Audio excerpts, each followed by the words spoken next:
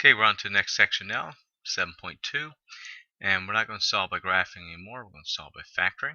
So that's our goal here. At the end of this lesson, you should be able to solve any quadratic equation by factoring.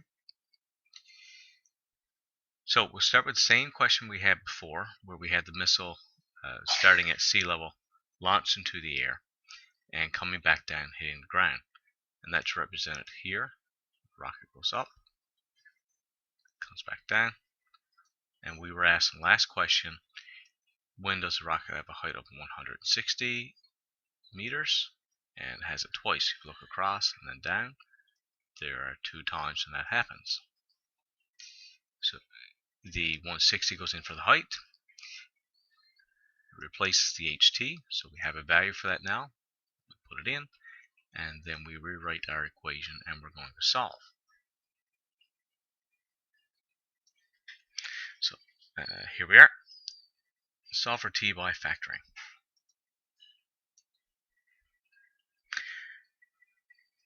We have negative 20t squared plus 120t, and we are going to bring the 160 back over to the other side.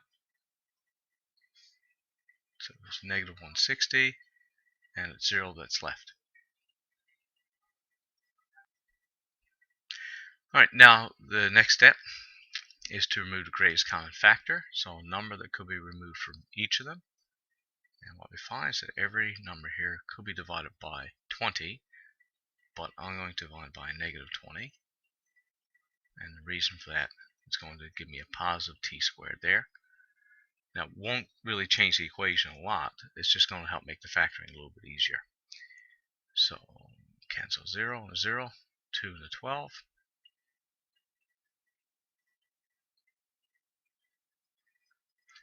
And if you remember your factoring,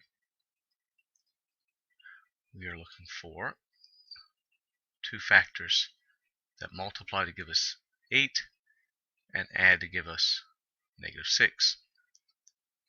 And those factors are negative 2, and negative 4. You can multiply them and get a positive 8, add them, get a negative 6. Now, we previously mentioned in class, we've been to this step before, and we use what's called the 0 property, where if you're going to get an answer of 0 by multiplying, then one of the 2 quantities must be 0. So either t subtract 2 equals 0, or t subtract 4 equals 0. So t could equal 2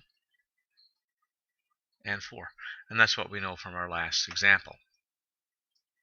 So the times are 2 seconds and 4 seconds when the rocket has a height of 160 meters.